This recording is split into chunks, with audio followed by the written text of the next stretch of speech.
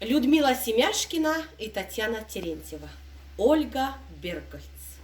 Я буду сегодня с тобой говорить, товарищ и друг ленинградец, о свете, который над нами горит, о нашей последней отраде. Товарищ, нам горькие выпали дни, грозят небывалые беды, но мы не забыты с тобой, не одни, и это уже победа. Смотри, материнской тоскою полна, за дымной грядою осада. Не сводит очей воспаленных страна с защитников Ленинграда.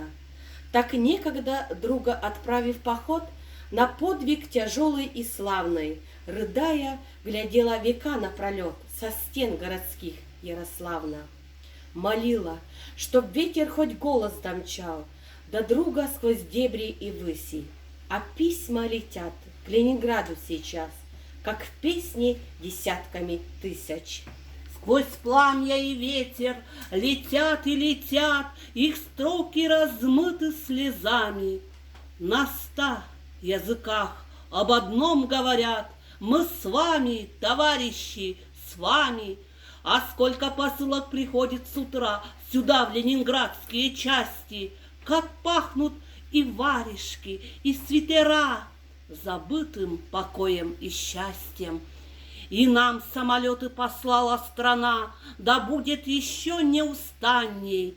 Их мерная гулкая песня слышна, и видно их крыльев блистанье. Товарищ, прислушайся, встань, улыбнись и с вызовом миру поведай: за город сражаемся мы не одни, и это уже победа.